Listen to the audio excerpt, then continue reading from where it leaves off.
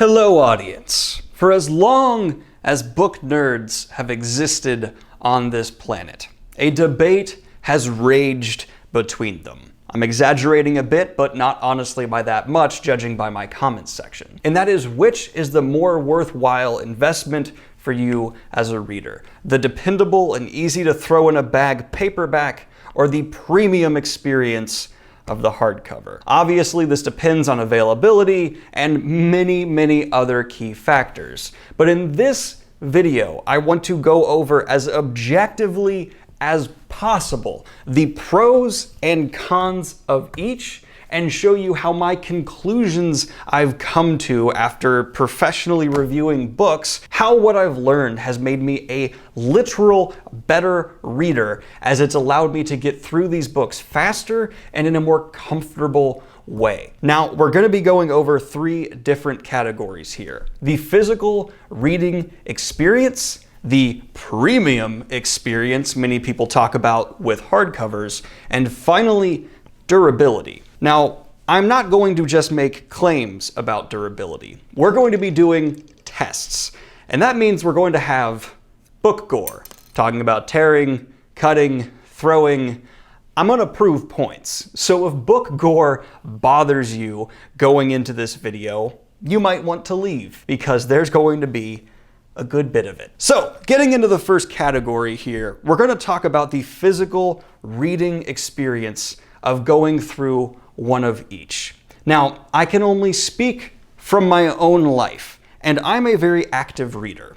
I'm the kind of reader who does throw a book or two or three in a bag before I go run errands. While I'm waiting for my coffee, I'm reading a book. While I'm sitting in line at the airport, I'm reading a book. While I'm doing just about anything, I'm pulling one out and trying to burn through a couple pages, take some notes in the book. I like having that. So for me, the paperback takes this category hands down for several reasons. One, the added cost of a hardback makes me feel bad that I'm often adding wear and tear as I'm going through my day. It's very rare for me to get done with a book and it not be filled with notes, scuffs, the spine to be bent, but then on top of that, the physical experience of actually reading even the heaviest paperback I find to be exponentially more pleasurable than holding even a medium to smaller sized hardback book. Now, the reason comes down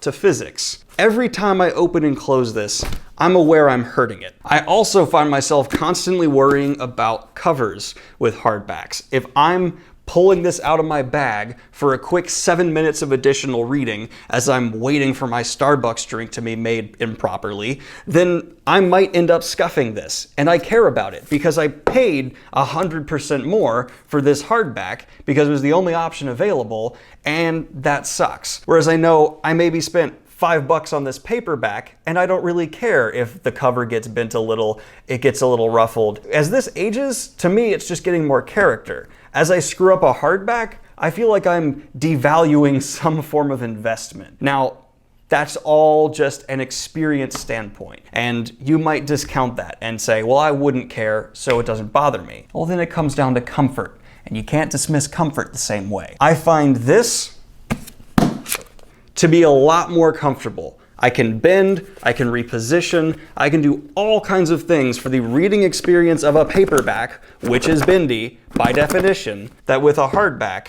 I cannot do, because this is my only option. I have to have it fully out, I have to hold it in some kind of awkward manner, and I find it to wear down on my palms. It feels heavier, even if it's not, because you're limited in how many times you can reposition. So if you're at the airport and you're standing in line, 40 minutes with a paperback feels like 40 minutes.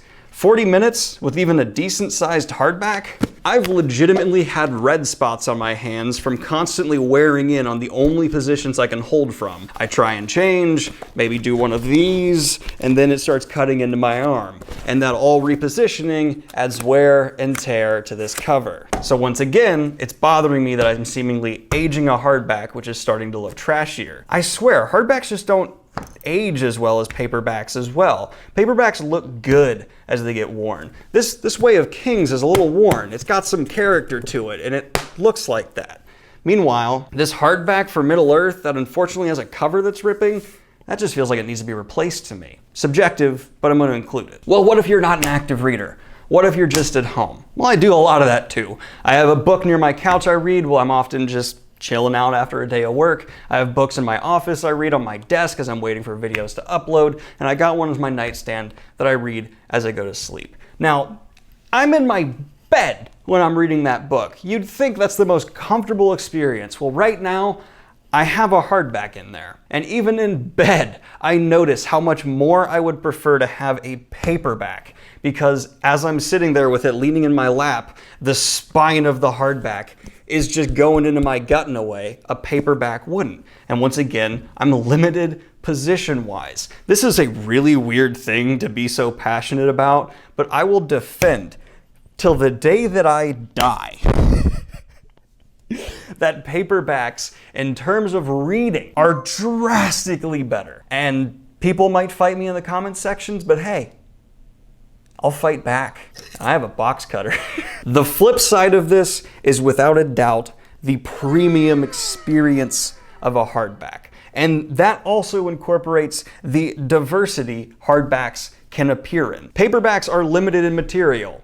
By the name itself, they are paperbacks. You can't do a whole lot with them aside from have them look like paperbacks. Occasionally you'll have some nice raised letters. That looks okay, that's cool, no issue with that, but you have your raised letters and that's about as fancy as you can get. There's definitely a slight variance in quality, but nothing that's completely over the top one way or the other. Meanwhile, hardbacks can range from your standard hardback you pick up at Barnes & Noble. It has some raised text as well. I would say this feels about as premium as the nicest paperback you can get, all the way up to our super fancy leather bounds with gold fringing and all kinds of nice features. And there's no competition here. Without a doubt, if you're looking to have display purposes be the driving force behind your purchase, no question hardbacks take the cake. But that's not what I'm trying to advise you to do here.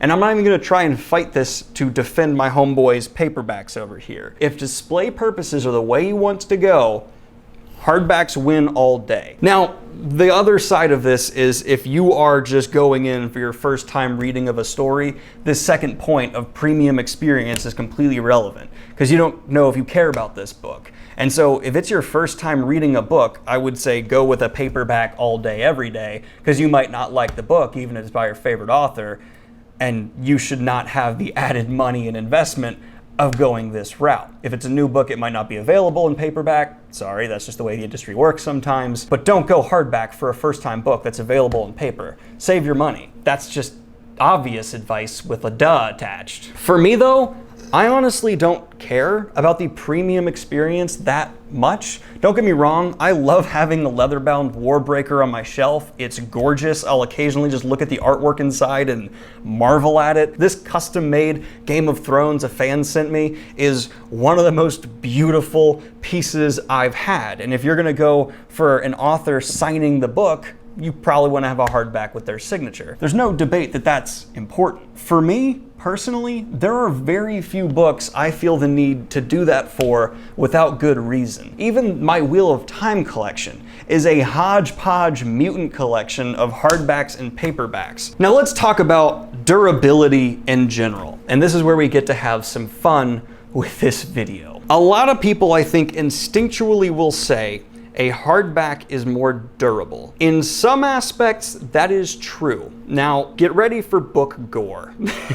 In fact, I'm going to remove the books from this area that I care about and might get damaged in this process. Don't worry, the books I'm about to use for this are either duplicates I have or used copies. So I'm not getting rid of anything that's of super value. I know people get very emotionally attached to these books, but I really want to make a point here. I do agree that in terms of just sitting on your shelf and whatever wear and tear may come about in your average day of not being read, hardbacks are more durable. I think they are the better visual experience on your shelf. In fact, they can take certain kinds of damage way better than a paperback can. I actually have a paperback here that displays that point perfectly. This is my original copy of New Spring. It's been through hell. I was camping, brought this book along, and fell asleep in a hammock when a hurricane came through. True story. And this book survived that with me. And you can tell it took a lot of damage in the process. It's missing its cover partially, it's ripped all kinds of places, it bends in funky ways, and is oddly stiff. I will say though, while this shows its damage more, if I had a hardback instead, I think that hardback would have become unreadable before this one has. Because while this one has certainly sustained a lot of damage, it's still readable. I can still enjoy this copy of New Spring, and it was soaked. Now, what happened to this copy of New Spring is pretty obvious. It was torn at by wind and being in the hammock. It was probably thrown in the dirt a couple times and got water on it in a lot of ways. It was wet, it was gross, but it pretty much recovered. It shows its wear and tear, but I could give this to someone and they could read it. That's all right. And in a couple of kinds of damage, the hardback will sustain it better because, yes, this one shows the exterior damage more than a hardback would have. If I took a hardback and I had, let's say, a similar kind of tear happen, there's going to be a line, but it's not cut through. That was a box cutter with a, I'd say like on a scale of 1 to 10, a 2 amount of force being pressed against it. Where if I do something similar to this equally new, fresh paperback, yeah, that's coming right down. So in terms of cuts, yeah, hardbacks have your advantage. But I'd say that's just about it, where they have the advantage. Aside from that, almost everything that happens is going to make this drastically a less enjoyable reading experience than this paperback would. So let's say this hardback, I'm really sorry, Unfettered 3, you don't deserve this, but you're gonna get it. Let's say this hardback went through the same actual hurricane that this paperback did. And let's see what the end results of that would be. I'm sorry.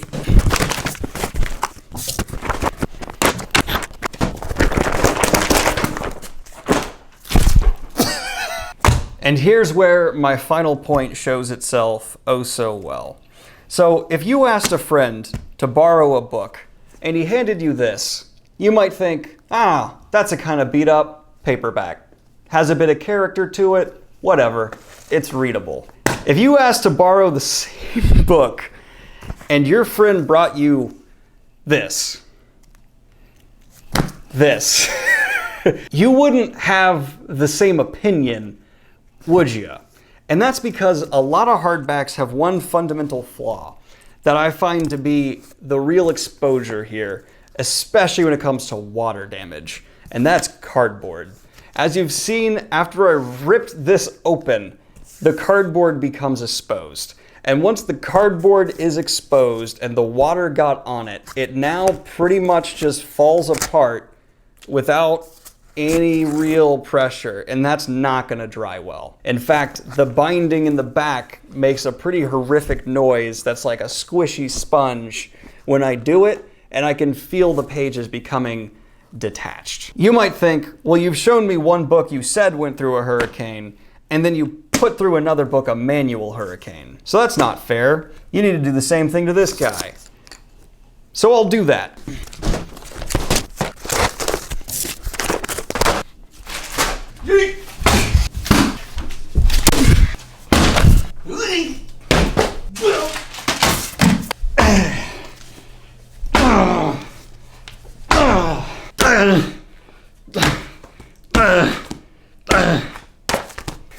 Okay, I'm out of breath. Of everything I put this paperback through, the only thing that did more damage was the box cutter across the cover.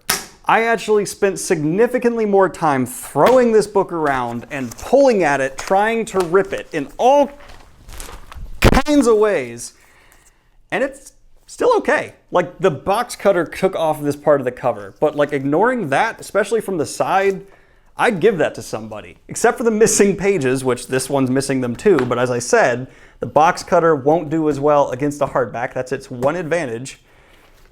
This is okay. I would say after it dries up, Okay, the missing pages are a bit of a deal breaker, but you're not gonna casually run into a box cutter. This is doing all right. This is now a complete mess, which I can't like communicate this, but it's leaving residue on me. Water was a complete cancer to this, and as it gets weaker, I'm pretty confident I can just like, oh yeah, there you go. That wasn't hard. I can't read it because it'll continue to fall apart as I go. My fingers are getting black. Daniel, what's the point of this video? What are you trying to say here? I don't remember. In conclusion, read whatever you want to read. I personally think paperbacks are more comfortable and hardbacks show their damage easier and are just kind of, it's like sad to have them show their damage more because you spent more on them. And I think that's kind of, you know, not as fun. But once you read a book and you love it, if you feel the need to buy a nice premium copy, then go right ahead. And that's absolutely okay, especially if you have a proud bookshelf you like to show it off on. I maybe went overkill when it came to destroying these books. Anyway, guys, like and subscribe if you've not already. Hit the Patreon if you want to support what I do here. And have a good one, y'all. Peace.